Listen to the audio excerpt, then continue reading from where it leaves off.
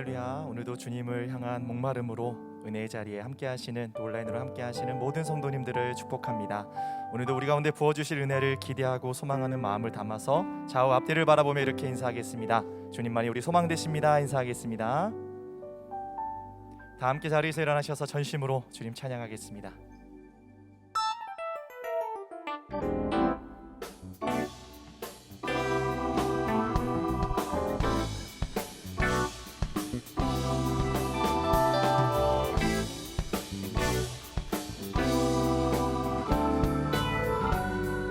믿음으로 선포합니다.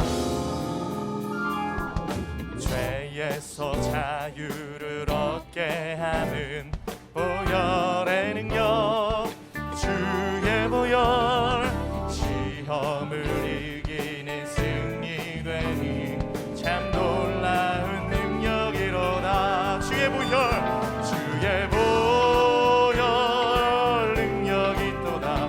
주의 피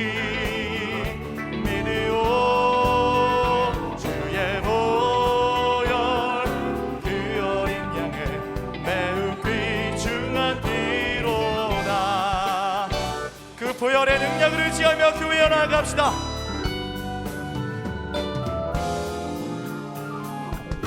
육체의 정욕을 이길 힘은 보혈의 능력, 주의 보혈, 정결한 마음을 얻게 하니 참 놀라운 능력이로다.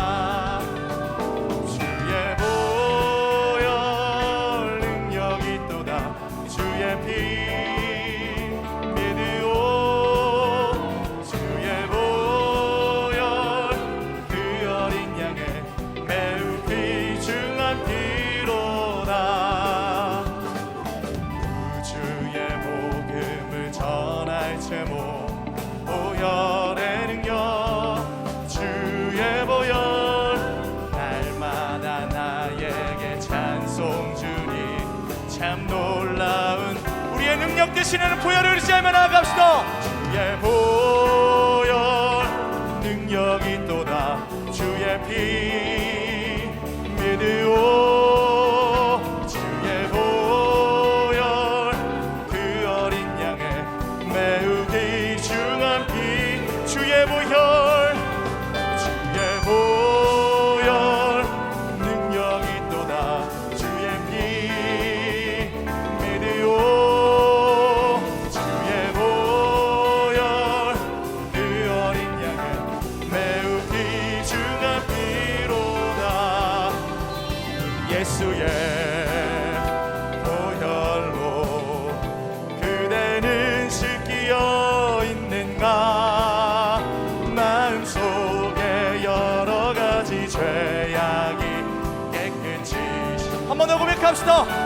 예수의 보혈로, 예수의 보혈로 그대는 씻기어 있는가? 마음속에 여러 가지 죄악이 깨끗이 씻기어 있는 마음속에 여러 가지 죄악이 깨끗이 씻겨 있는가?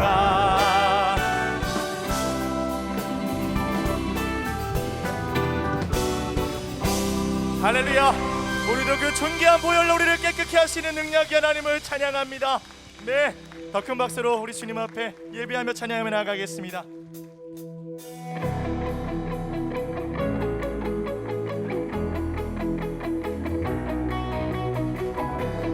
더 크게 박수치면서 우리의 어둠 속에 빛을 비추시며 우리를 새롭게 일으키실 주님을 기대하며 나아갑시다.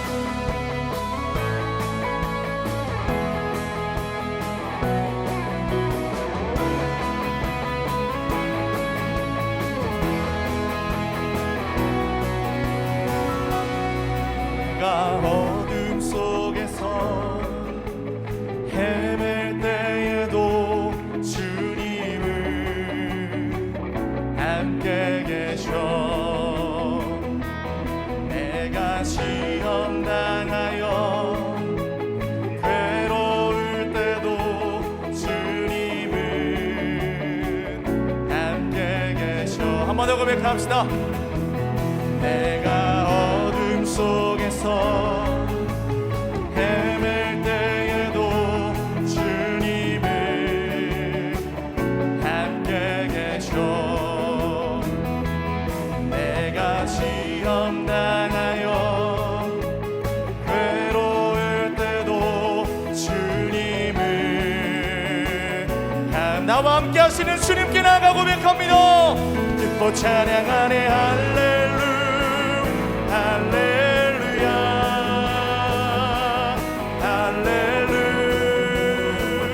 할렐루야 우리 모두 찬양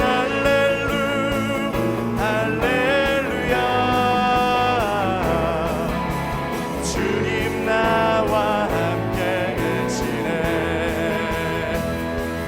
내가 은밀한 곳에서 기도할 때도 주님은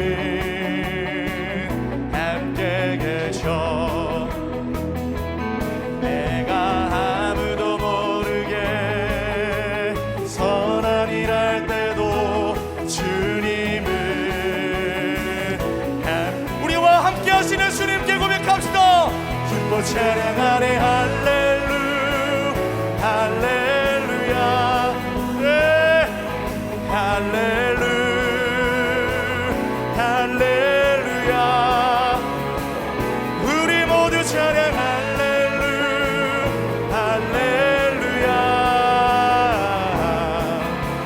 주님 나와 함께 한 번 더 선포합시다. 기뻐 찬양하네 할렐루야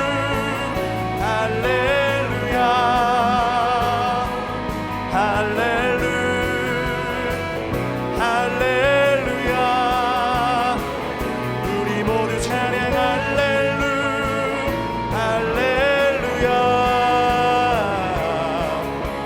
주님 나와 함께 계시네.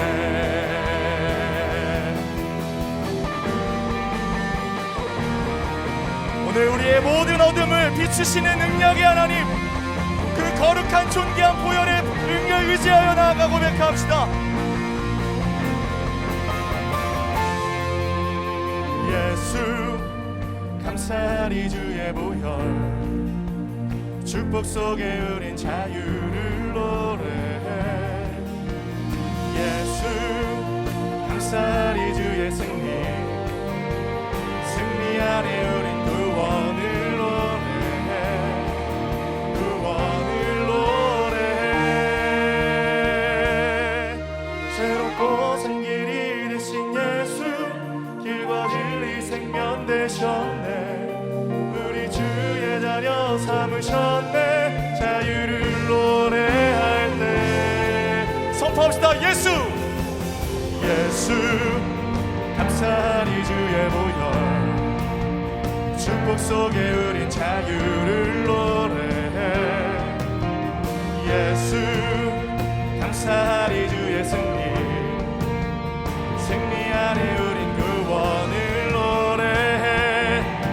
구원을 노래해. 주의 구원을 선포합니다. 새롭고 산 길이 되신 예수 길과 진리 생명 되셨네.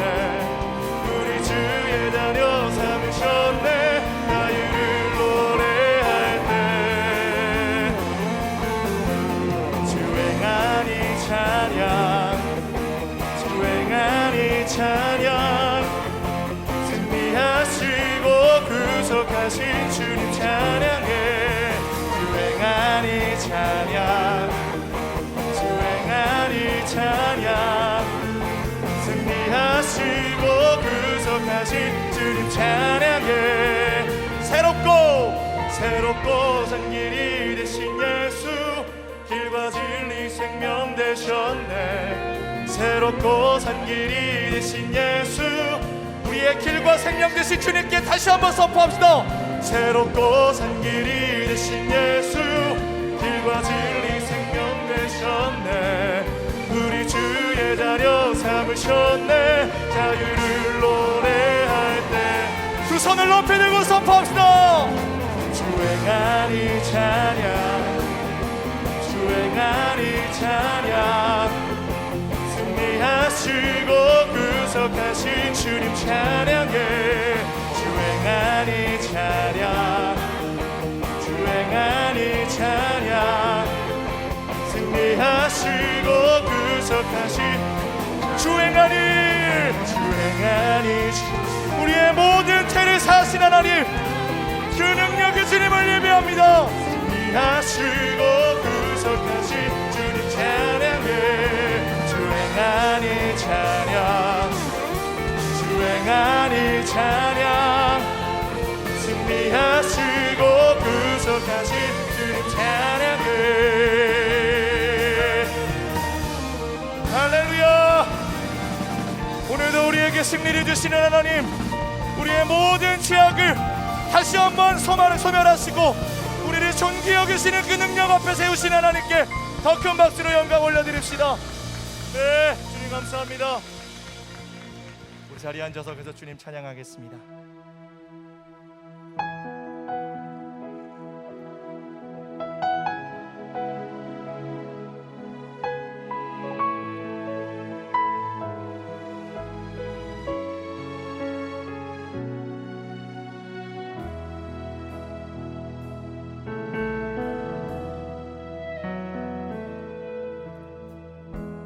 주를 위한 이곳에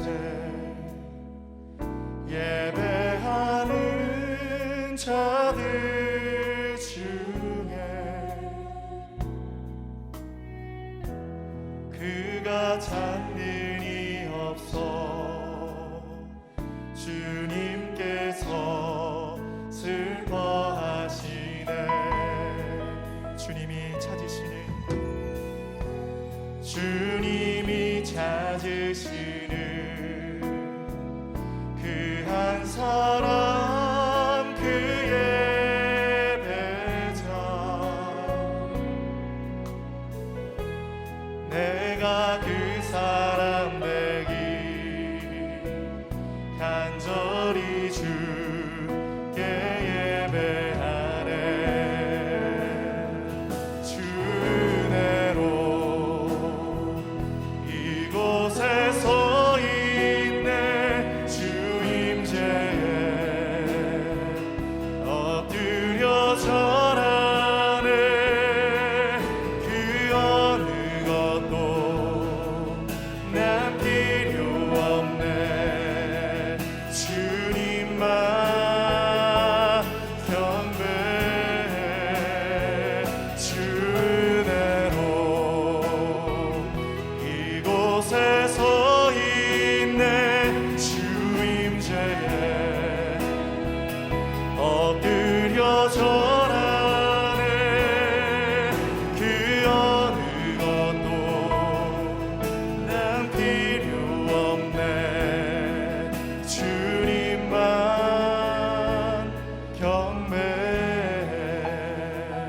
오늘도 우리의 마음의 중심을 살피시는 주님께 나아가 고백합시다.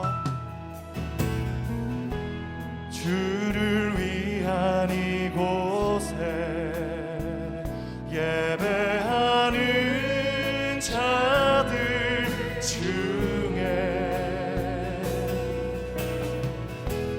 그가 찾는 이 없어 주님께서 주님을 찾는 예배자로 나아가 고백합시다. 주내로 이곳에 서 있네. 주 임재에 엎드려 절하네. 그 어느 것도 난 필요 없네. 주님만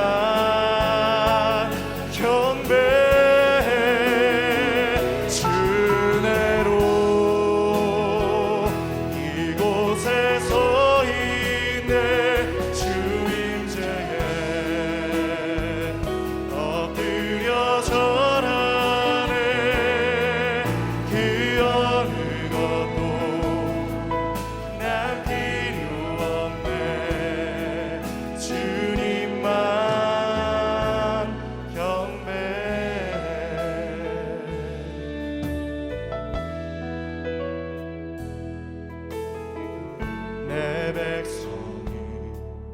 나를 떠나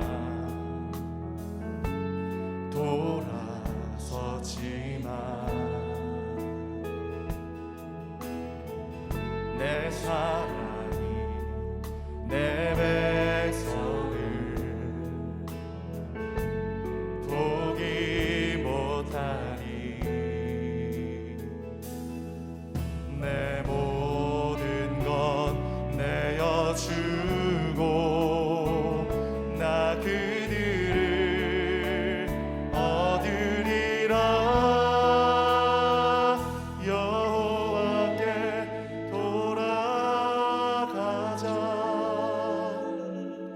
우린 돌아서도 그는 변치 않네. 여호와께 돌아가자. 우린 넘어져도 그 사랑 영원하네.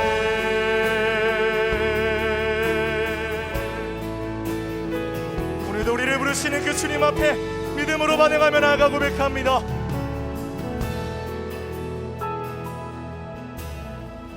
내 백성이 나를 떠나 돌아서지만 내 사랑이 내 백성을 포기 못하니 내 모든 것 내어주고 나 그들을 얻으리라. 할렐루야. 여호와께 돌아가자. 우린 돌아서도 그는 변치 않네. 여호와께 돌아가자. 우린 넘어져도 그 사랑 영원하네. 사랑을 노래 찾고 자신을 내어주네. 서로 사랑할 때 세상은 주보네. 사랑은 절대지. 다시 한번 선포합시다. 사랑은 오래 참고 사랑은 오래 참고 우리를 위해 내어주신 주님의 사랑을 고백합니다. 내어주네. 서로 사랑할 때 세상은 주보네. 사랑은 절대 지지 않네. 우리의 온 마음을 주님께 드리며 고백합시다. 여호와께 돌아가자. 내 주님. 우린 돌아서도 그는 변치 않네. 여호와께 돌아가자. 우린 넘어져도 그 사랑 영원하네. 너는 내 아들이라. 오늘날 내가 너를 낳도다. 너는 내 아들이라. 나의 사랑하는 내 아들이라. 언제나 변함없이 언제나 변함없이 너는 내 아들이라. 내 주님. 나의 십자가 고통 산의 그 고통으로 내가 너를 낳았으니 우리를 부르시는 주님께 나아갑시다. 너는 내 아들이라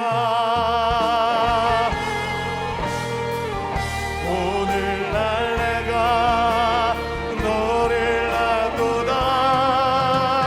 너는 내 아들이라 나의 사랑하는 내 아들이라.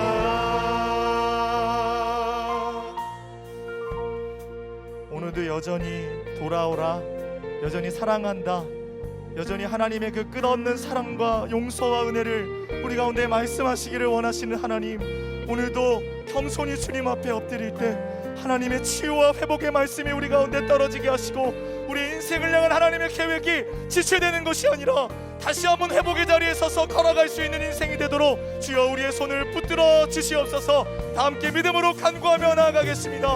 하나님, 오늘도 이 자리에 나온 모든 성도들 주님을 향한 목마름과 예배에 사모하는 마음으로 주 앞에 나아갑니다. 주님, 우리를 믿으시고 우리를 창조하신 여호와 하나님, 오늘 우리를 새롭게 하여 주시옵소서. 은혜의 말씀으로 우리의 심령이 젖어들게 하여 주시옵소서. 사랑과 진리의 하나님, 우리를 붙드시고 인도하시는 주님의 은혜를 찬양합니다. 측량할 수 없는 은혜의 역사로 오늘도 우리 가운데 새 일을 행하시며 위로와 희망, 기쁨과 평안을 주시니 감사합니다. 이 시간 그 귀한 은혜 사모함으로 영광의 임재 앞에 나아갑니다. 성령님을 환영하고 의지합니다. 예배하는 자리마다 친히 임재하여 주옵소서. 오셔서 진리의 빛을 비추사 모든 어둠의 생각과 마귀의 악한 관계가 떠나가도록 회개의 영을 부어 주시옵소서. 죄의 덫에 걸려 병든 우리의 몸과 영혼을 긍휼히 여겨주시기 원합니다. 반복되는 후회로 마음을 갉아먹고 열정을 소진하는 대신 참된 회개로 주님께 돌이켜 거듭남을 경험하게 하여 주옵소서. 옛사람의 자아는 십자가에 못 박고 나를 의롭게 하시는 주님만 선택하며 하나님과 동행하는 삶이 되게 하여 주시옵소서. 이러한 결단으로 믿음의 두 손을 들고 하늘 아버지만 의지하며 나아갈 때 절망과 질병과 죽음의 두려움은 떠나가고 하늘의 평강과 기쁨과 자유가 임하게 하여 주시옵소서. 사랑하는 주님, 주님의 사랑 안에 거하기 원합니다. 그리하여 세상이 주는 절망의 마침표를 치우고 하나님 보여주시는 믿음의 표대를 붙잡고 승리를 선포케 하여 주옵소서. 기도의 자리에서 엎드려 간구할 때마다 하나님의 크신 섭리를 깨닫게 하여 주시고 하늘의 능력과 지혜로 인생의 시즌을 분별하게 하여 주옵소서. 그리하여 순종의 걸음을 내디딜 때마다 기적의 하나님, 능력의 하나님, 우리의 삶에 새 일을 행하시고 역사하시는 주님을 경험하게 하여 주시옵소서. 주님의 피로 값주고 세우신 새로운 교회를 위해 기도합니다. 주님 다시 오실 그날까지 주의 말씀과 사랑을 들고 땅끝까지 나아가는 교회 되기 원하오니 믿음의 반석 위에 굳건하게 세워져 음부의 권세가 틈타지 못하는 교회 되게 하여 주옵소서. 하나님의 마음을 알게 하시고 하나님이 기뻐하시는 일을 이루는 데 쓰임받는 교회 되게 하여 주옵소서. 주님의 몸된 교회를 통해 비전이 새로워지게 하시고 세상이 줄 수 없는 새 힘을 얻는 거룩한 통로 되게 하여 주사 거룩한 하나님의 사람들이 세상 속으로, 미래 속으로, 열방 속으로 흘러들어가 아름답고 따뜻한 하나님의 마음으로 무너진 곳을 보수하며 황폐한 곳을 다시 세우는 역사 나타나게 하여 주시옵소서. 오늘 특순으로 섬기는 김정성 목사님의 찬양을 흠양하여 주옵소서. 찬양을 통해 언제나 나를 사랑하시는 주님의 그 사랑을 신뢰하며 믿음의 결단을 올려드리는 시간 되게 하여 주옵소서. 말씀 들고 단위에 서시는 한옥 목사님께 성령의 기름 부음이 넘치게 하여 주사 선포되는 말씀을 통해 믿음으로 화답하며 순종하는 우리 모두의 삶이 되게 하여 주시옵소서. 그렇게 우리 예배 가운데 역사하실 주님을 기대하오며 이 모든 말씀 살아계신 예수님의 이름으로 기도합니다. 아멘. 할렐루야. 주일 2부 예배 현장과 또 온라인에서 함께 하시는 모든 성도님들을 환영하고 축복합니다. 오늘 우리에게 부어주실 은혜를 기대하며 우리 옆에 계신 분들과 이렇게 인사하겠습니다. 성령 충만하세요. 성령 충만하세요. 이 시간 서로를 환영하며 축복하는 시간 갖겠습니다. 서로를 바라보며 함께 축복하겠습니다. 축복합니다. 주님의 이름으로 축복합니다. 주님의 사랑으로 이곳에 모인 주의 거룩한 자녀에게 주님의 기쁨과 주님의 사랑이 충만하게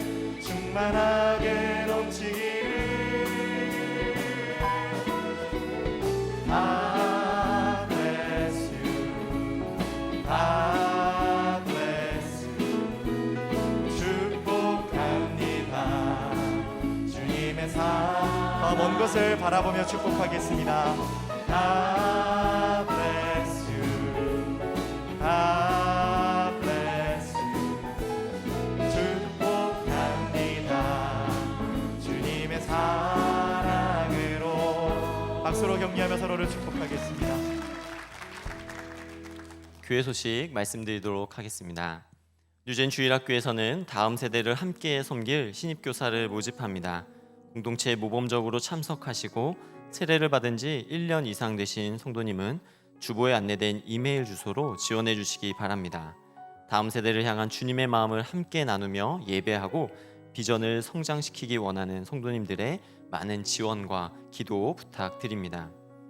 104기 새가족 교육이 11월 7일부터 4주간 온라인으로 진행됩니다.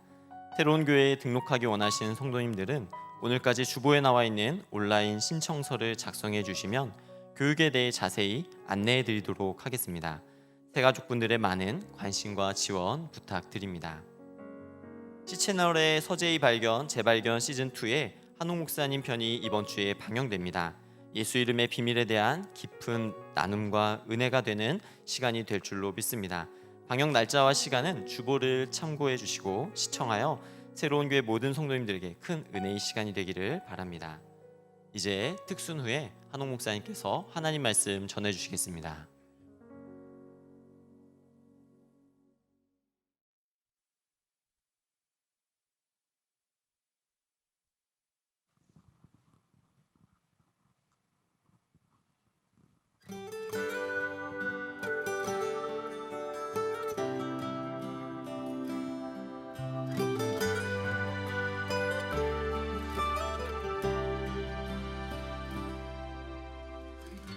마음속에 어려움이 있을 때 마음속에 어려움이 있을 때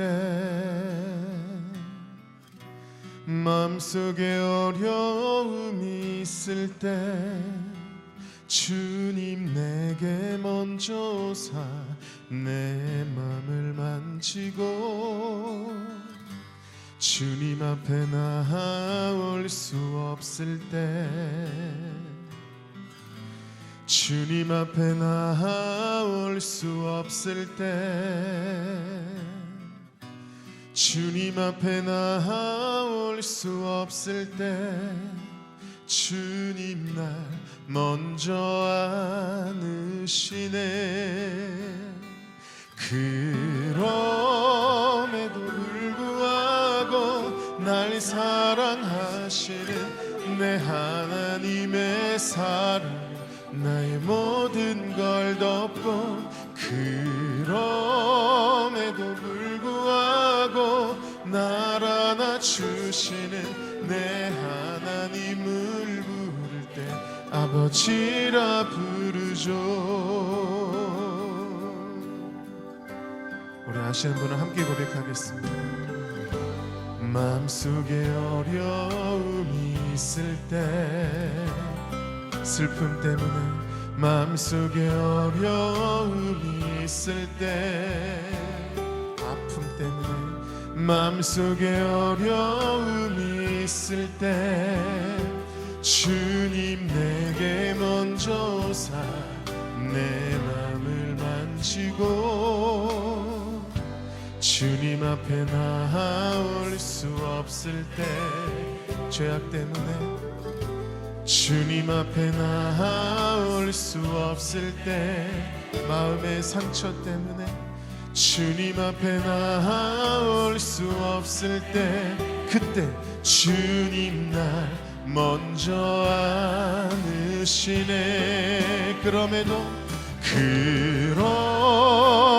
불구하고 날 사랑하시는 내 하나님의 사랑 나의 모든 걸 덮고 그럼에도 불구하고 날 안아주시는 내 하나님을 부를 때 아버지라 부르죠. 그럼에도 불구하고 날 사랑하시는 내 하나님의 사랑 나의 모든 걸 덮고 그럼에도 불구하고 날 안아주시는 내 하나님을 부를 때 아버지라 부르죠. 내 하나님 그분은 아시죠. 어려운 말로 위로하지 않죠. 너의 한숨을 내가 들었으니 염려하지 말라 했죠. 내 하나님 그분은 아시죠. 어려운 말로 위로하지 않죠. 너의 한숨을 내가 들었으니 염려하지 말라 했죠. 내게 목소리 높여 그럼에도 불구하고 날 사랑하시는 내 하나님의 사랑 나의 모든 걸 덮고 그럼에도 불구하고 날 안아주시는 내 하나님을 부를 때 아버지라 우리 가슴에 손을 얹고 그럼에도 불구하고 날 사랑하시는 내 하나님의 사랑 나의 모든 걸 덮고 그럼에도 불구하고 날 안아주시는 내 하나님을 부를 때 아버지라 부르죠. 내 하나님을 부를 때 내 하나님을 부를 때 내 하나님을 부를 때 아버지라 부르죠.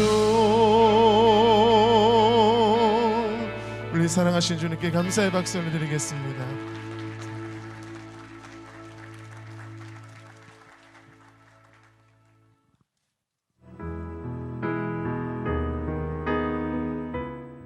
나단의 책망과 다윗의 회개. 사무엘하 12장 1절에서 15절 말씀입니다.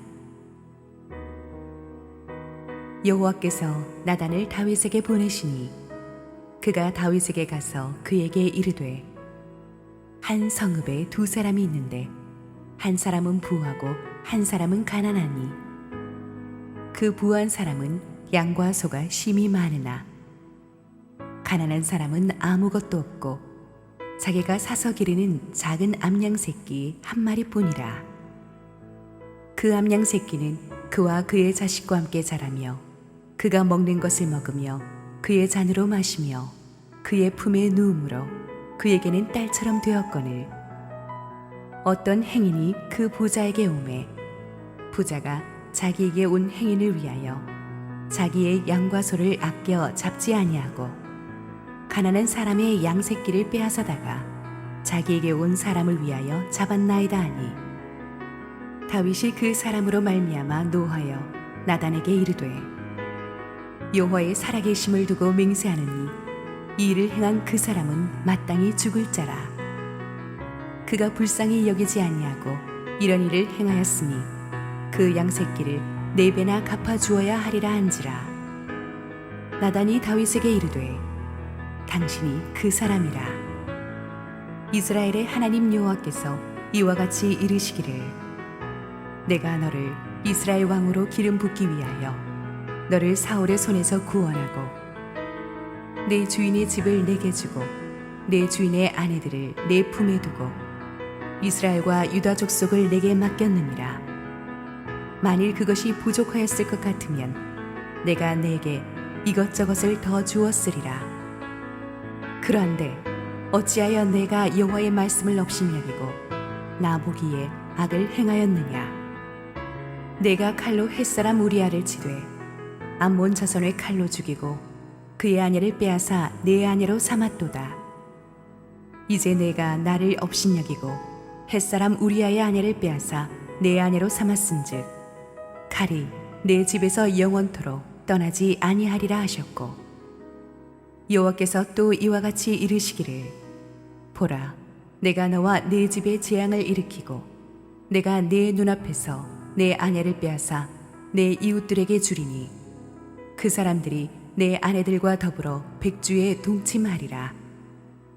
너는 은밀히 행하였으나 나는 온 이스라엘 앞에서 백주의 이 일을 행하리라 하셨나이다 하니, 다윗이 나단에게 이르되 내가 여호와께 죄를 범하였노라 하매, 나단이 다윗에게 말하되 여호와께서도 당신의 죄를 사하셨나니 당신이 죽지 아니하려니와 이 일로 말미암아 여호와의 원수가 크게 비방할 거리를 얻게 하였으니 당신이 낳은 아이가 반드시 죽으리이다 하고, 나단이 자기 집으로 돌아가니라. 우리아의 아내가 다윗에게 낳은 아이를 여호와께서 치심에 심히 앓는지라. 할렐루야. 우리 하나님께 감사와 영광의 박수 올려드리겠습니다. 축복된 주일 현장 예배에 참석하신 성도님들과 지금 실시간 온라인 생방송으로 함께하고 계신 국내외 모든 성도님들에게 하나님의 은혜가 충만하게 임하기를 원합니다. 우리 김정성 목사님, 제가 굉장히 사랑하는 CCM 사역자이신데 우리가 아는 그림 같은 찬양들이죠. 임재, 항해자, 그럼에도 불구하고 이렇게 은혜로운 찬양을 많이 해주시는데 오늘 또 그럼에도 불구하고 은혜롭게 불러주셔서 너무 감사합니다. 4부까지 수고해 주실 텐데 혹시 로비에서 보시면 많이 격려해 주시기를 바랍니다. 우리 함께 기도하시고 하나님 말씀 보겠습니다. 사랑하는 아버지, 은혜를 감사합니다. 오늘도 하나님의 말씀의 임재 앞에 우리가 섰습니다. 하나님께서 세상이 알 수 없는 지혜와 은혜로 우리에게 깨우쳐 주시고 부족한 저는 온전히 감춰 주옵소서. 예수님 이름으로 기도했습니다. 아멘. 지난 본문에서 우리는 50평생을 하나님의 마음에 합한 사람으로 살았던 다윗이 한순간에 욕망의 노예가 되면서 믿기 어려운 죄를 계속 저지르는 것을 보았습니다.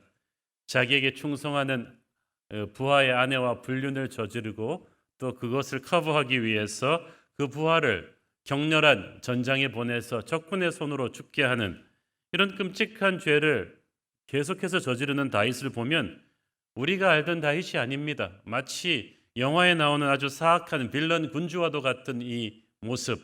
다윗은 죄의 유혹에 휘말리더니 순식간에 괴물이 되어 있었습니다. 평생 하나님의 말씀을 묵상하며 하나님과 동행하며 살았던 예배자 다윗인데 그런 다윗이 순식간에 무너질 수 있을 정도로 죄의 힘은 무섭습니다. 다윗이 무너질 수 있다면 우리 중 그 누구도 나는 절대 그런 죄 짓지 않을 거야 라고 안심할 수 없어요. 마귀는 그런 교만과 방심을 틈타서 죄의 칼쿠리를 우리한테 던지는 것이고 거기에 한번 꿰이면 걷잡을 수가 없습니다. 그러므로 우리는 이 사건을 남의 일 보듯 해서는 안 되고 우리 안에도 이런 가능성이 얼마든지 있음을 인지하고 하나님 앞에서 겸손하고 엎드리는 마음으로 이 본문을 대해야 될 것입니다. 우리는 믿음의 사람 다윗이 이 죄를 저지르게 되는 과정을 보면서 하나님의 사람이라 할지라도 언제 죄의 공격에 취약해지는지 마귀가 어떨 때 우리의 빈틈을 노리고 공격해 오는지를 배울 수가 있습니다. 이미 교만과 방심의 때에 마귀가 쳐들어온다는 것은 이미 우리가 커버했죠. 둘째로 우리가 언제 마귀의 공격에 취약해집니까? 우리가 영적으로 나태해질 때 그렇습니다. 평생 전쟁터를 누볐던 다윗이 처음으로 부하들을 전쟁터에 내보내고 후방에서 낮잠 잘 때, 이만하면 되었다 싶을 때, 그런 자만감에 안일해졌을 때 마귀는 그런 나태함을, 안일함을 틈타서 침투해 들어옵니다. 또한 우리가 언제 죄의 덫에 걸립니까? 평소에 우리가 어떤 영역에서 죄의 빌미를 주는 것을 조심해야만 됩니다. 다윗은 평소에 이미 많은 처첩들을 두고 있었습니다. 권력으로 여인을 취하는 습관이 익숙해져 있던 다윗이었기 때문에 이제는 한 걸음 더 나가는 게 어렵지 않았어요. 유부녀라 할지라도 남편을 죽여서라도 그녀를 취하는 죄까지 가버린 것입니다. 그러므로 평소에 우리가 어떤 죄의 패턴에 첫 단추를 꿰는 걸 조심해야만 돼요. 대수롭지 않게 여기고 시작한 작은 것이 나중에는 큰 재앙으로 갈 수가 있거든요. 또한 우리가 죄의 칼쿠리에 꿰어서 발걸음을 처음 잘못 디뎠다 할지라도 하나님께서는 중간에서 돌이킬 수 있는 기회를 주십니다. 그러므로 우리는 하나님의 경고 메시지를 듣고 멈출 수 있을 때 멈추는 게 좋습니다. 하나님께서 다윗에게도 몇 번씩 그런 기회를 주셨죠. 저 여자가 누군지 알아봐라 했을 때 신하가 가서 저 여자는 처녀가 아니고 유부녀입니다. 남편이 있고 그 남편은 왕을 위해 싸우고 있는 우리아입니다. 그랬을 때 다윗은 아차 그러면서 내가 사랑하는 부하의 아내를 탐내다니 내가 지금 제정신이 아니었구나 하면서 멈췄어야만 했어요. 멈추지 않았어요. 그리고 한 걸음 더 나가서 죄를 저지르고 나서 이를 은폐하기 위해서 우리아를 전방에서 불러들여서 밧세바와 동침시켜서 자기의 죄를 커버하려고 했는데 충직한 우리아는 전우들이 앞에서 싸우고 있는데 나는 편하게 아내와 동침할 수 없다고 병영에서 잠자리를 고집합니다. 그때 다윗은 또 돌이킬 수 있었어요. 내가 저런 충성스러운 부하의 아내를 탐하다니 정말 나는 못된 왕이구나 하면서 죄를 자백하고 뉘우칠 수 있었는데 그러지 않았어요. 다윗이 하나님의 누차 보내는 경고 메시지를 듣지 못했던 것은 욕망의 노예가 되어버린 그가 일시적으로 기도 생활, 예배 생활을 중단했기 때문일 것입니다. 여러분, 사람이 죄의 칼쿠리에 얽혀가지고 계속 죄를 짓고 있는 동안에는 제대로 예배할 수가 없어요. 제대로 맑은 영으로 기도할 수가 없습니다. 예배를 제대로 하지 못하니까 하나님의 경고 메시지를 듣지 못하니 깨닫지 못하고 깨닫지 못하니 멈출 수 없습니다.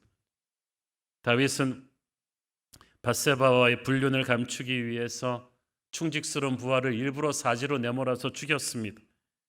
하나님을 안 믿는 세상 군주들 속에서도 굉장히 악한 사람들이나 하는 짓입니다.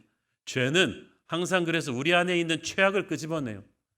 그래서 죄를 짓고 나서 회개하지 않고 우리가 은폐하려 하면은 점점 더 큰 죄를 짓게끔 돼 있어요. 그것이 영적인 법칙입니다. 마귀는 죄를 회개하지 않고 은폐하는 자를 너무 좋아합니다. 조그만 죄를 더 강력하게 역사해서 더 큰 죄로 확대시킬 수 있거든요. 조그만 성냥불을 가지고 산불로 만들 수 있는 게 마귀입니다. 영적 지도자의 죄는 자기 한 사람으로 끝나지 않아요. 영적 전쟁 전체의 흐름에 큰 치명타를 가하죠. 다윗의 죄로 인해서 우리아가 죽고 전쟁이 패배하면서 적의 사기는 하늘을 찔렀고 악인의 사기는 땅에 떨어졌고 하나님의 군대였기 때문에 하나님의 영광이 훼손되었습니다. 그 죄의 파급 효과가 자기 자신만 망하는 데서 끝나지 않고 가정과 나라 전체까지 영향을 미쳐요. 특히 다윗 같은 하나님의 사람이 무너질 때 얼마나 하나님의 교회가 흔들리는지 모릅니다. 그래서 영적 지도자들을 위해서 우리가 항상 기도해 줘야만 합니다. 마귀의 공격이 거기에 가장 극심하게 가해지기 때문이죠. 하나님의 사람이 저지르는 죄는 결코 은폐될 수 없습니다. 여러분, 세상 사람은 죄 짓고도 살살살살 안 들키고 빠져나갈 수 있는데 우리는 들켜요. 하나님이 들키게 하세요. 드러내게 하세요. 시간이 지난다고 없어지는 것도 아니에요. 하나님께서 반드시 들키게 하시고 드러내게 하십니다. 우리가 하나님의 자녀이기 때문이죠. 지난주 본문 마지막에 보면 우리아가 그렇게 전사하고 나서 다윗은 미망인이 된 밧세바를 아무렇지도 않게 왕궁으로 불러들여서 자기 아내로 삼았습니다. 사람들 눈에 보기에는 완전 범죄죠. 그러나 성경은 말했습니다. 이 일이 다윗이 행한 일이 여호와 보시기에 악하였더라. 사람은 속일 수 있어도 하나님은 속일 수 없었다는 뜻이고 하나님이 곧 심판하실 것임을 예언한 말이었어요.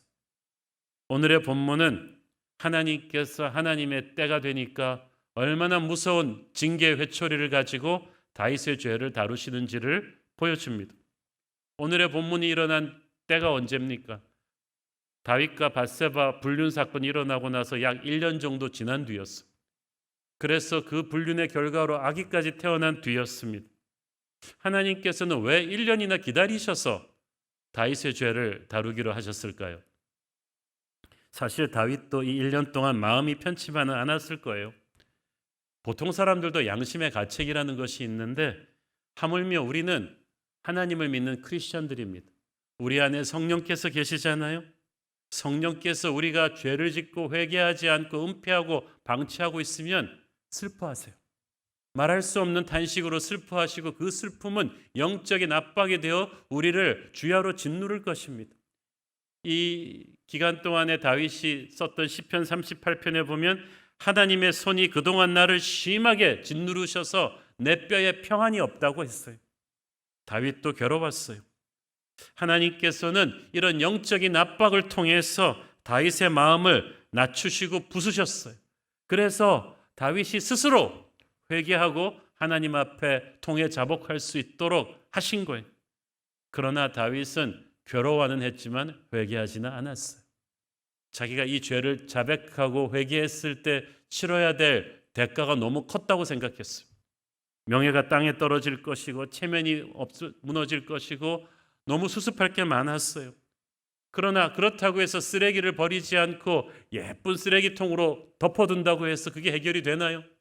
벌레가 꼬이고 냄새가 진동을 할 텐데 우리의 회개하지 않은 죄를 끌어안고 사는 우리의 영혼이 하나님에게 그렇다는 거예요. 냄새가 나요. 마귀는 좋아서 달라붙는 냄새요.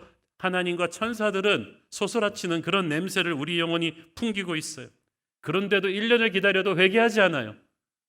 하나님께서 할 수 없이 다윗에게 직접 찾아오셔서 이 문제를 다루기로 하셨습니다.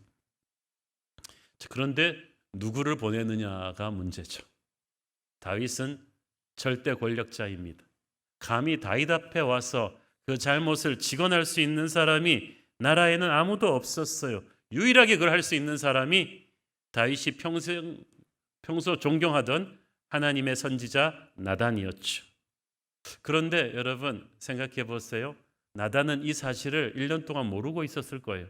왜냐하면 다윗이 저지른 모든 일은 최측근 비서실장이랑 요압만 알고 있는 아주 은밀한 극비 중의 극비였거든요.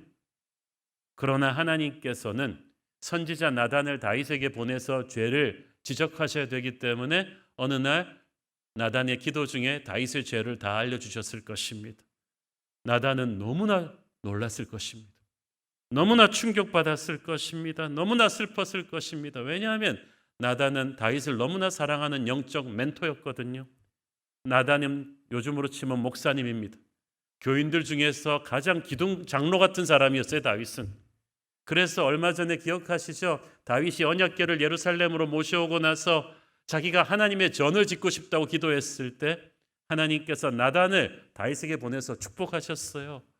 네가 그런 선한 마음을 가졌으니 하나님이 너를 축복하실 것이다. 너의 이름을 위대하게 만들어 주실 것이고 너의 후손들의 나라가 영원하리라는 축복을 나단을 통해서 선포하셨어요. 그 축복을 해주고 입에 침도 마르지 않았는데 이 일이 터진 거예요. 이제는 축복을 선포하던 그 입술로 가서 다윗에게 심판을 선포해 줘라. 정말 괴로운 일이었습니다. 할 수만 있다면 피하고 싶었을 거예요. 저는 같은 목사로서 나단 선배 목사님의 마음을 충분히 이해합니다. 성도들에게 저도 하나님의 축복을 설교하고 싶지, 하나님의 심판과 징계 설교는 다른 초청 강사님이 해줬으면 좋겠어요. 하나님의 명령을 받은 나단이 얼마나 괴로웠을지 한번 생각해 보십시오. 사안의 중대성도 그렇지만 상대는 나라의 최고 권력자입니다. 그것도 전 국민이 존경하고 따르는 사람입니다. 열방의 왕들이 두려워하는 왕중왕이에요. 이스라엘은 수백 년 동안 외세 침략을 당하면서 그렇게 서럽게 살았는데 그 약소국의 서름을 떨쳐내고 처음으로 12지파를 통일해서 통일왕국을 만들어 놓고 모든 정복전쟁을 승리하면서 열방의 하나님의 영광을 떨쳐내는 어디든지 이스라엘 사람이라 그러면 어깨를 쫙 펴게 만들어준 국민 영웅이 바로 다윗이란 말이에요. 이제 나라가 좀 잘 살아보려는데 그 다윗에게 가서 그 죄를 직언하는 일이 쉬웠겠습니까? 나단도 정말 가기 싫었을 거예요. 그래서 본문이 여호와께서 나단을 다윗에게 보내셨다는 이 말이 심플하지 않았다는 거예요. 나단도 정말 가기 싫었는데 하나님이 푸시하신 거예요. 가면서도 나단의 등에서는 식은땀이 흘렀을 것입니다. 가서 도대체 이 얘기를 어떻게 꺼내지? 고민하면서 기도하는데 성령께서 지혜를 주셨습니다. 드디어 나단이 왕궁으로 들어섰습니다. 오랜만에 하나님의 선지자 나단이 오니까 비서실장들이 달려나와가지고 어서 오십시오 그러면서 나단을 그냥 쫙 다윗의 사무실로 모시고 갔습니다. 다윗도 너무나 오랜만에 하나님의 선지자 나단을 보니까 반색을 하고 나단을 맞았는데 나단이 들어오면서 문을 딱 잠가버려요. 얼굴빛이 시퍼래요. 다윗도 긴장하기 시작했습니다. 그렇지만 나단은 직접적으로 다윗의 죄를 질책하지 않고 왕이여 내가 스토리 하나를 들려주겠습니다. 그래서 마치 왕에게 어떤 민원을 넣듯이 당신의 왕국에서 이런 일이 있었는데 어떻게 생각하십니까? 1절부터 4절에 나오는 나단이 비유로 만들어준 이 스토리 내용은 간단합니다. 성읍에 부자 한 사람, 가난한 사람 한 사람이 살았습니다. 가난한 사람은 아마 부자의 고용인이었을 가능성이 크죠. 부자는 양과 소를 셀 수 없을 정도로 많이 가지고 있었는데 가난한 사람은 너무 형편이 어려워서 어린 암양 한 마리 딱 가지고 있었습니다. 전 재산입니다. 그렇기 때문에 그 암양은 가난한 사람의 자식과도 같이 함께 먹고 자고 생활해서 친딸과도 같았습니다. 그런데 어느 날 부자한테 손님이 찾아왔네요. 그 당시는 손님한테 잘 대접해야 하니까 그 많은 양과 소들 중에서 한 마리 잡아서 대접하면 될 것을 굳이 그 가난한 사람의 친딸 같은 자식 같은 딱 한 마리 있는 어린 암양을 뺏어가지고 잡아서 대접했습니다. 이런 케이스가 있었는데 왕은 어떻게 생각하십니까? 여기서 부자는 다윗 왕이죠. 가난한 사람은 그의 부하 우리아 장군이었습니다. 다윗은 수많은 처첩들을 두었음에도 불구하고 만족하지 못하고 자신의 충신 우리아에 딱 하나 있는 사랑하는 아내를 범했습니다. 이게 얼마나 큰 죄악인가를 지적한 것입니다. 그 암양이 가난한 사람과 먹고 자는 친자식 같은 소중한 존재였다는 것은 우리아와 밧세바가 정말 금슬이 좋은 행복한 가정이었다는 것을 뜻하는 거예요. 다윗은 밧세바를 취하고 우리아를 죽이면서 그 행복한 가정의 소박한 행복을 분지 박살내버린 것입니다. 문제는 나단이 이 이야기를 들려주는 동안에 듣는 다윗이 그것이 자기 얘기라는 것은 전혀 감을 못 잡고 있었다는 거예요.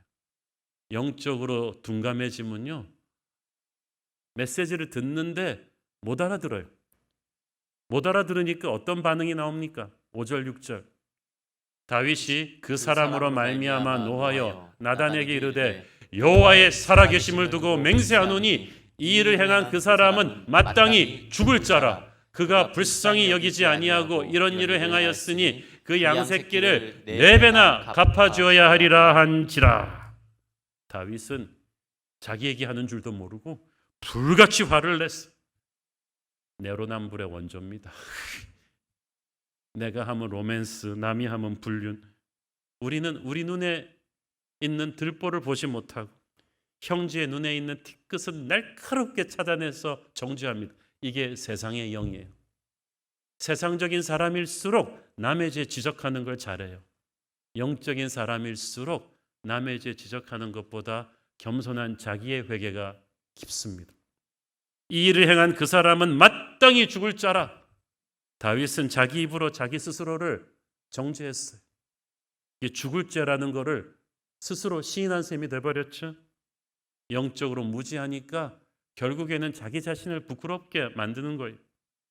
자기 문제라고 생각하지 않고 제3자의 문제라고 생각하고 보니까 죄의 실체가 정확하게 보였어요. 우리가 자기 바둑 둘 때는 급수가 별로 안 나오도 남의 바둑 분수 둘 때는 급수가 엄청 높이 나오잖아요. 여러분, 자기 죄의 실체를 알고 싶으면 남의 일이라고 생각하고 한번 보십시오. 정확하게 이해가 됩니다. 다윗은 이 못된 부자는 양새끼를 4배나 갚아줘야 할 거라고 펄펄 뛰면서 얘기합니다. 그 당시 구약의 율법이 도적질하면 4배를 갚아주라 그랬거든요. 근데 실제로 다윗한테 그런 일이 일어나요. 이후로 다윗의 아들 4명이 차례로 죽습니다.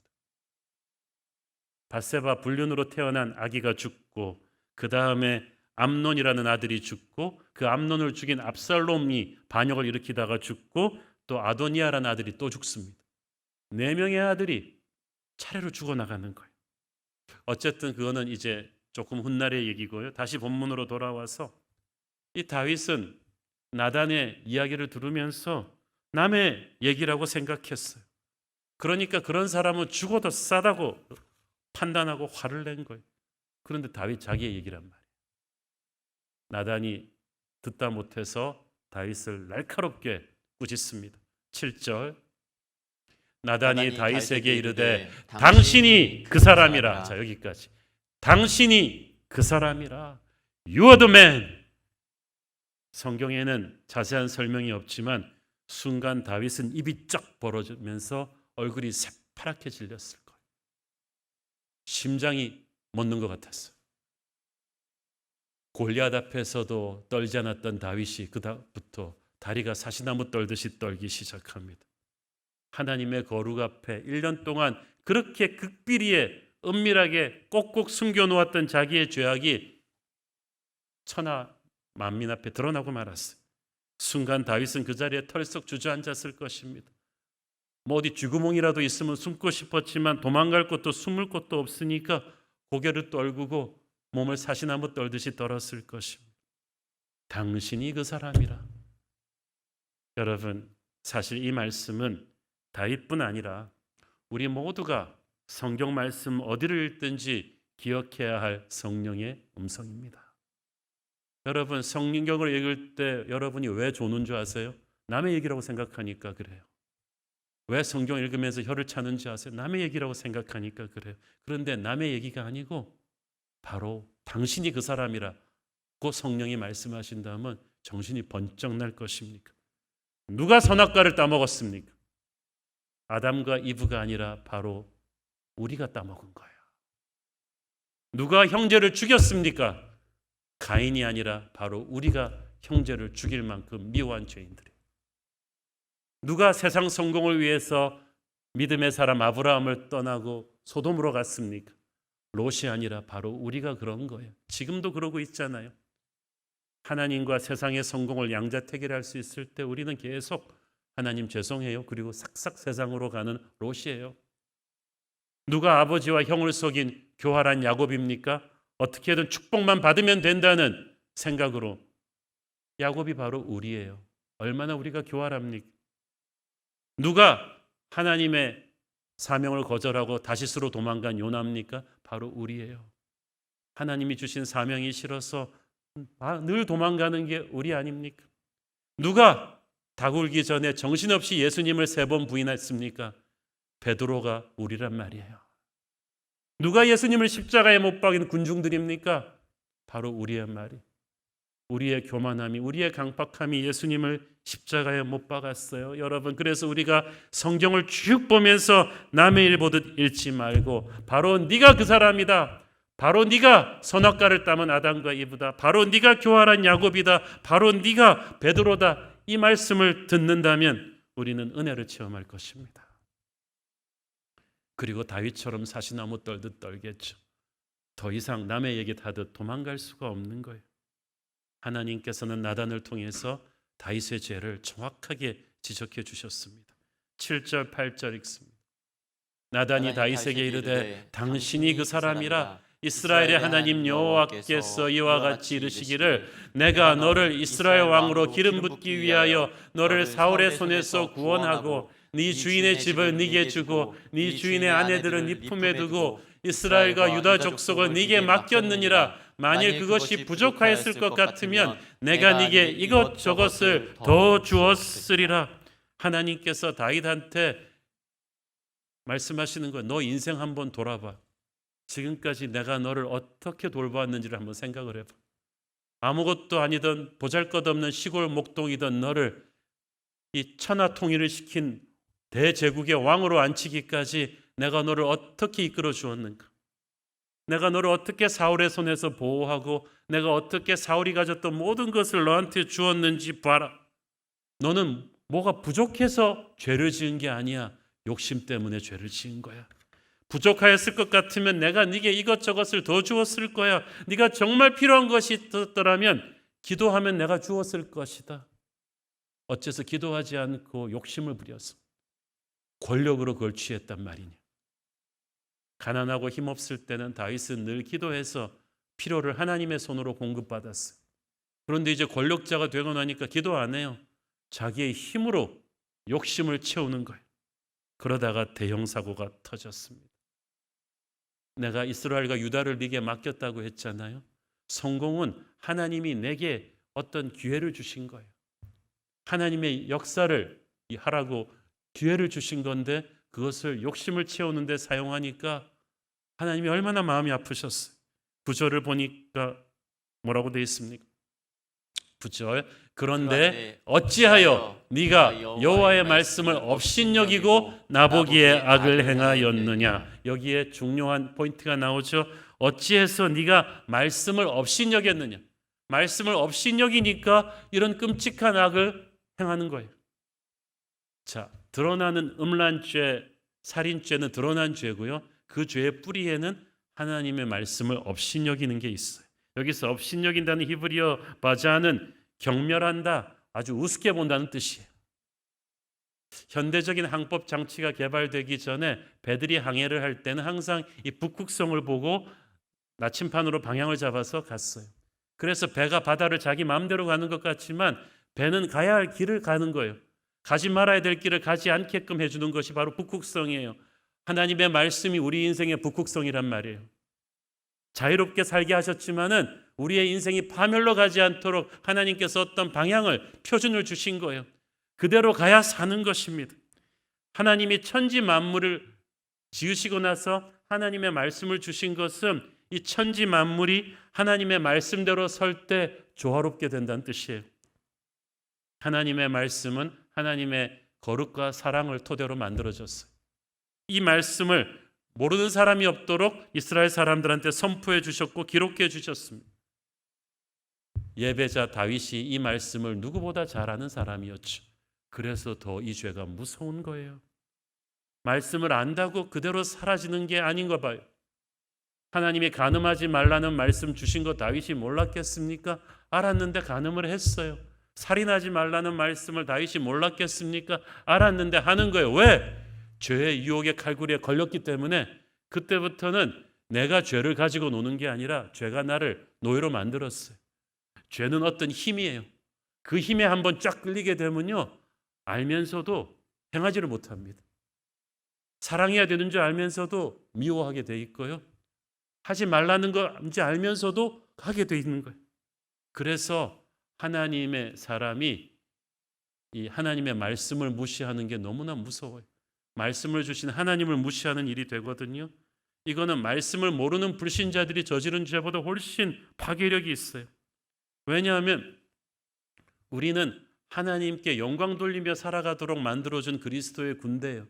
그런데 그 그리스도의 군사가 하나님께 영광을 돌리는 게 아니라 말씀을 무시하잖아요. 그러면 영적인 전쟁에서 지진이 일어나요. 그래서 하나님의 총애를 받던 다윗에게 하나님의 보호막이 거두어졌어. 그러니까 그 다음부터는 뭐 인생이 나락으로 떨어지는 거죠. 어찌하여 나보기에 악을 행하였느냐? 내가 보고 있다는 걸 몰랐느냐? 내가 침묵하고 있다고 해서 내가 너의 죄에 동의한다고 생각했느냐? 이 말이죠. 네가 은밀한 가운데서 행했던 죄를 나는 다 보고 있었는데 어찌하여 두려운 줄을 몰랐느냐?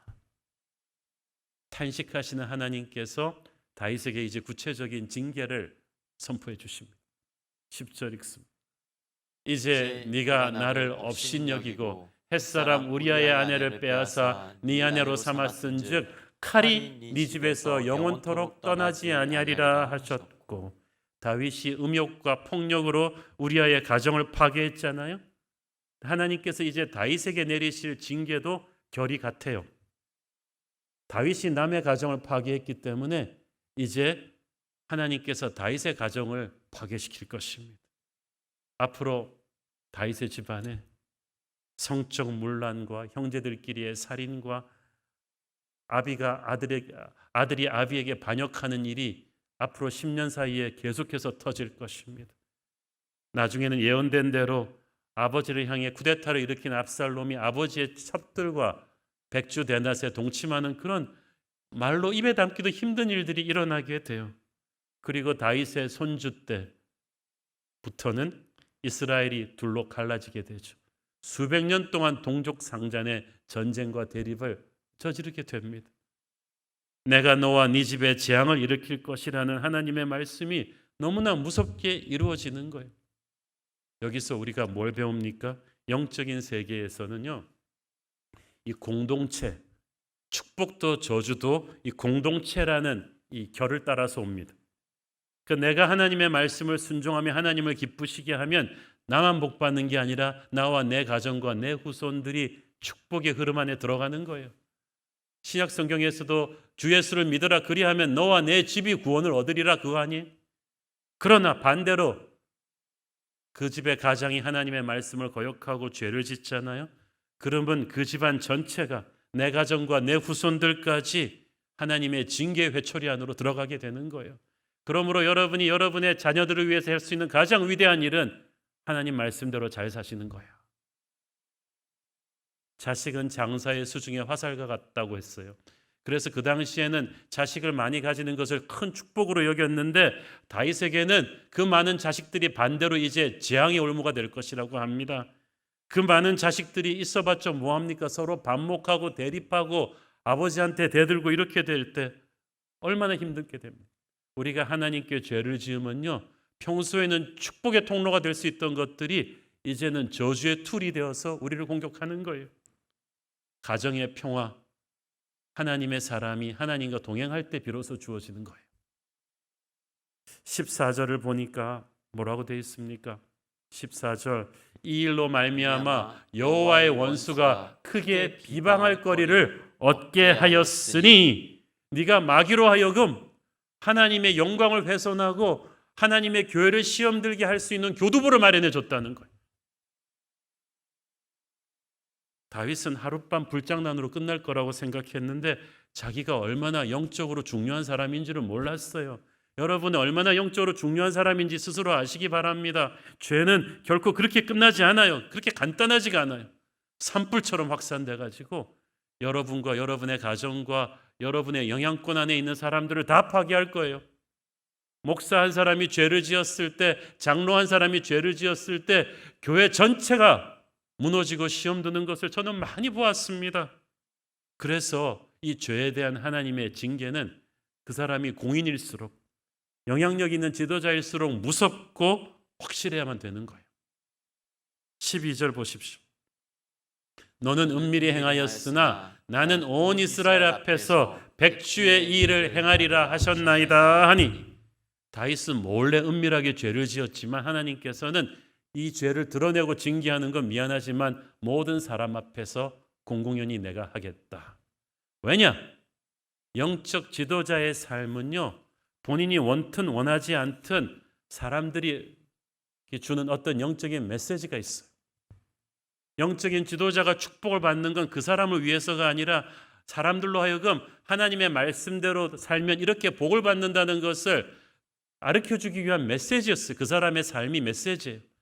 반대로 이 사람이 죄를 지으면 영적 지도자를 할지라도 예외 없이 벌을 받는다, 죄의 값은 사망이라는 메시지를 하나님이 주시는 거예요.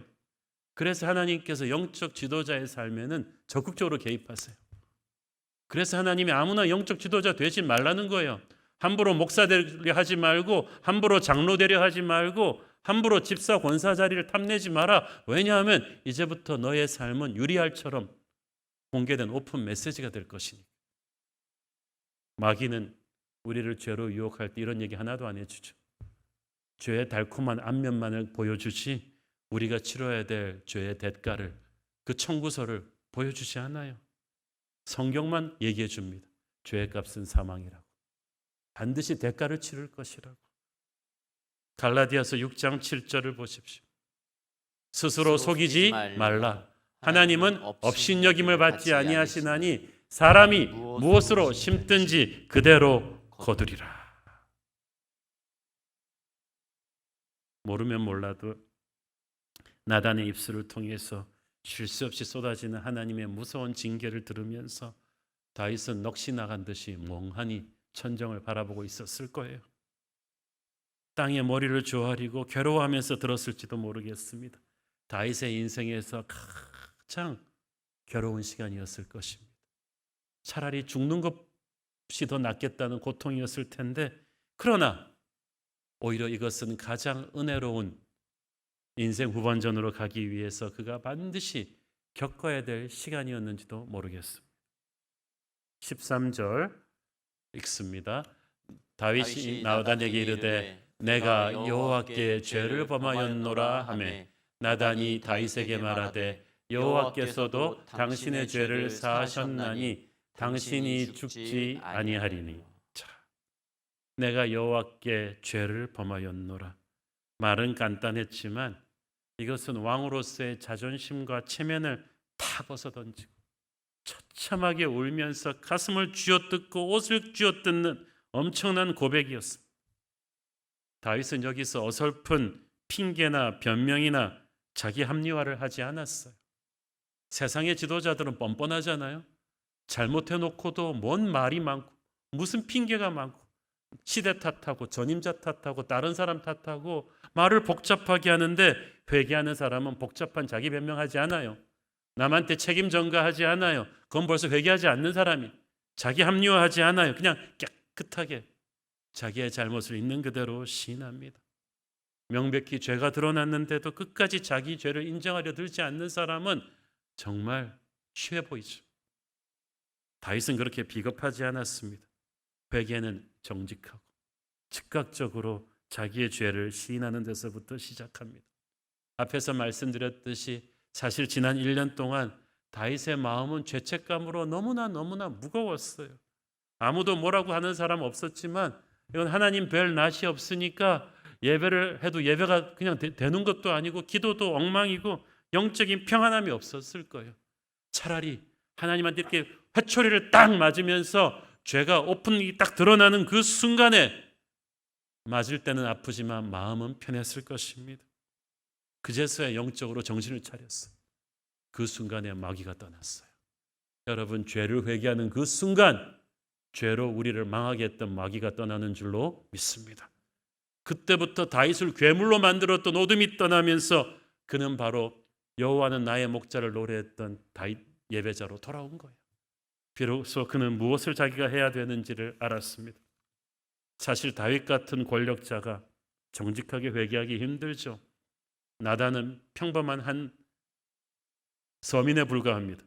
절대 권력자였기 때문에 다윗은 네가 감히 왕의 잘못을 지적해? 세상 다른 왕들도 다 그렇게 하는데 왕인 내가 이것도 못해? 괘씸한 놈, 목을 베어라, 이럴 수도 있었죠. 그러나 다윗은 그렇게 하지 않았어요. 다윗은 나단을 나단으로 본 게 아니라 하나님의 메신저로 보았기 때문에 그의 앞에 털썩 엎드렸습니다. 이게 겸손한 심령이에요. 성경에는 단 한마디 나오지만 제 생각에는 몇 시간, 아니 밤을 지새는 다윗의 통곡의 회개의 기도가 있었을 거예요. 이때 다윗의 그 절절한 회개의 고백이 바로 다음 주에 우리가 다루게 될 시편 51편입니다. 너무나 아름다운 시편이에요. 하나님께서는 그 회개를 받으시고 다윗의 죄를 용서하셨어요. 이렇게 간단해? 이렇게 간단해요. 음란죄, 살인죄를 저질렀지만 그 회개가 너무나 진심이니까, 너무나 처절하니까 하나님께서 받으시고 용서해 주셨어요. 인간이 죄를 용서받지 못하는 것은 죄가 커서가 아니에요. 자기 죄를 회개하지 않기 때문이에요. 그 회개가 진정성이 없으니까 그래요. 그러나 다윗은 하나님의 스케일로 재기에도 진정한 회개를 그때 한 거예요. 이래서 다윗이 훌륭한 것입니다. 그가 완전해서가 아니라 죄를 지었을 때 하나님 앞에 회개가 적어도 정직했기 때문이죠. 정직하게 회개하는 자에게 하나님은 임마누엘의 보혈로 가득 찬 그 생명샘에서 흘러나오는 보혈의 힘으로 우리를 씻어주겠다고 약속하십니다. 요한일서 1장 9절 10절. 만일 우리가 우리 죄를 자백하면 그는 미쁘시고 의로우사 우리 죄를 사하시며 우리를 모든 불의에서 깨끗하게 하실 것이요 만일 우리가 범죄하지 아니하였다 하면 하나님을 거짓말하는 이로 만드는 것이니 또한 그의 말씀이 우리 속에 있지 아니하리라. 회개하지 아니하는 심령은 말씀이 들어오질 못해요. 말씀이 들어오지 못하면 은혜가 없죠. 그러나 우리 죄를 자백하고 회개하면 예수님의 보혈의 은혜가 우리를 씻어줄 것입니다. 그래서 다윗이 다윗된 거예요. 사랑하는 여러분, 오늘날 우리는 너무 영적인 양심이 둔해져서 회개하는 심령을 잃어버렸어요. 그러니까 은혜를 체험하지 못하고 교회를 다니면서도 너무나 능력이 없는 신앙생활을 하고 있는 거예요. 오늘 이 말씀을 보시면서 혹시 성령께서 저와 여러분 안에 떠올려 주시는 회개하지 않은 죄가 있다면 바로 그것이 우리의 예배를 막고 있었고 바로 그것이 우리를 영적으로 무겁게 만들고 있었음을 인지하시고 오늘 주님 앞에 회개합시다. 다윗의 죄가, 도적 같은 죄가 바로 우리 안에도 있다면 회개합시다. 우리가 회개하면 임마누엘의 피가 우리를 깨끗하게 씻어줄 줄로 믿습니다. 기도하겠습니다. 주님 은혜를 감사합니다. 오늘 다윗의 주홍같이 붉은 죄를 회개할 때 씻어주시는 주님의 은혜를 봅니다. 영적으로 영향력 있는 존재가 죄를 지을 때 얼마나 하나님의 나라에 데미지를 주는지 우리가 배웠습니다. 하나님, 우리가 하나님 앞에 진실하게 회개함으로 하나님께 용서를 받고 새로워지게 하옵소서. 예수님 이름으로 기도했습니다. 아멘. 다 함께 일어나셔서 봉헌 찬양 드리겠습니다. 샘물과 같은 샘물과 같은 보혈을 임마누엘 피로다. 이 샘의 죄를 씻으며 정하게 되겠네. 정하게 되겠네. 정하게 되겠네. 이 샘의 죄를 씻으며 정하게 되겠네. 저도 회개하고서 이 샘 우리 가슴에 손을 얹고 고백하겠습니다. 저 도적 같은 이 몸도 저 도적 같은 이 몸도 죄 씻기 원하네. 죄 씻기 원하네. 죄 씻기 원하네.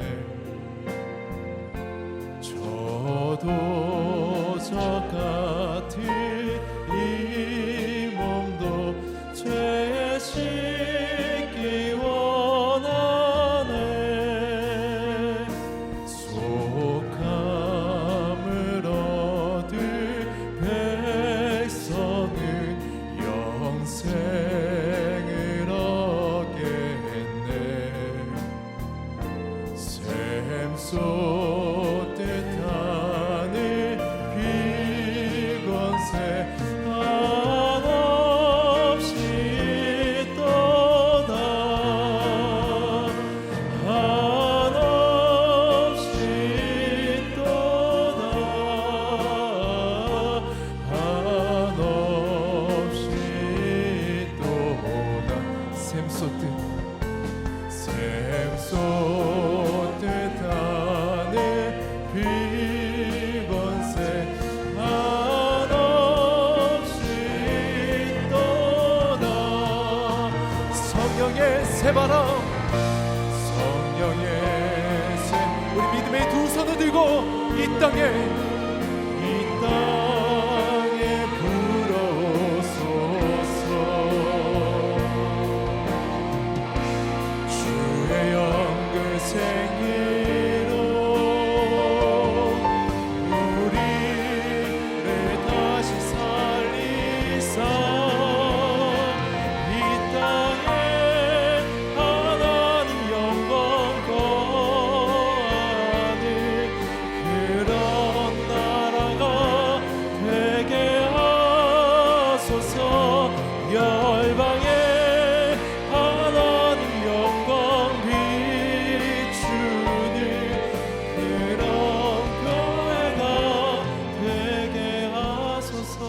사랑하는 아버지, 인생의 어려운 시간을 지나는 우리 연약한 성도들을 위해 기도합니다. 안면마비로 인해 고통 중에 있는 고3 학생이 있고 원인을 알지 못하는 시력 저하로 인해 생활에 어려움이 겪는 성도가 있습니다. 오랜 기간 우울증과 불면증으로 고통 중에 있는 성도님, 공황장애의 대인기피로 인해 낙담한 자녀들이 있습니다. 요양병원에서 암투병 가운데 주님만을 의지하는 성도가 있습니다. 식도암으로 음식을 먹지 못하고 신음하는 성도가 있습니다. 오랜 혈액투석으로 고통의 시간을 보내는 사람, 신장이식을 기다리는 성도들에게 주님께서 손잡아 주시고 힘을 주시고 살 길을 열어 주시옵소서. 병중에 있는 가족들을 돌보는 성도들 지치지 않게 하나님 붙들어 주시고, 사업에 무고한 소송을 받고 재판을 앞두고 있는 성도, 계속되는 재판 가운데 마음이 사나워지고 지쳐가는 성도들의 마음을 주께서 평강으로 지켜주옵소서. 극심한 경제적인 어려움으로 하루하루가 어려운 성도들에게 하나님께서 살 길을 열어 주시옵소서. 어둠과 거짓으로 가득한 세상 속에서 우리의 다음 세대 뉴젠 주일학교 자녀들을 특별히 지켜주시고 하나님, 아름다운 하나님의 사람으로 세워가게 하여 주옵소서. 대선을 앞두고 우리를 현혹시키는 세상의 영으로 가득한, 권력욕으로 가득한 지도자들이 우리를 힘들게 합니다. 하나님, 정의와 공의를 강같이 흐르게 하셔서 사특한 욕심을 가진 자들이 나라를 다스리지 말게 하시고 하나님의 정의를 집행할 수 있는 좋은 지도자를 주시옵소서. 나라와 민족을 주님께서 살려주옵소서. 받은 은혜 감사하며 드리는 헌물의 손길들을 축복하시고 지금은 살아계신 우리 주 예수 그리스도의 은혜와 하늘아버지 사랑과 성령님 감화 감동하심과 교통하심과 축복하심의 은혜가 주홍같이 붉은 죄 있다 할지라도 다윗처럼 주님 앞에 온전히 회개함으로 죄사함을 받고 성령의 능력 받기를 소원하는 사랑하는 주의 백성들 머리머리 위에 지금부터 영원까지 함께 계시기를 축원하옵나이다. 아멘.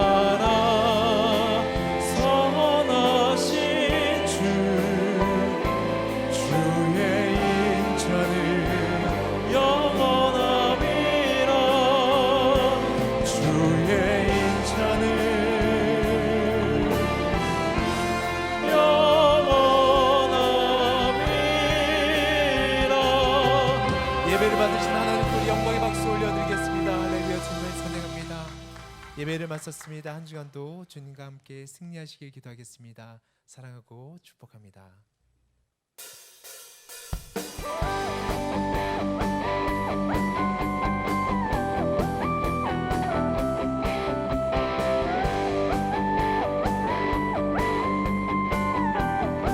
믿음으로 선포하며 고백하며 나가도록 하겠습니다. 하늘에 계신 아버지, 이름 거룩하며 주의 영광 이곳에 가득하게 기도하네. 하늘에 계신 아버지, 주 이름 다 외치며 주의 영광 이곳에 가득하게 기도하네. 찬양해 새 노래로 찬양해, 새 노래로 찬양해, 새 노래로 주님께. 주님의 나라 주님의 뜻이 하늘에 이뤄지듯이 모든 선포에 자비한 주의를 이 땅에 이뤄지리라.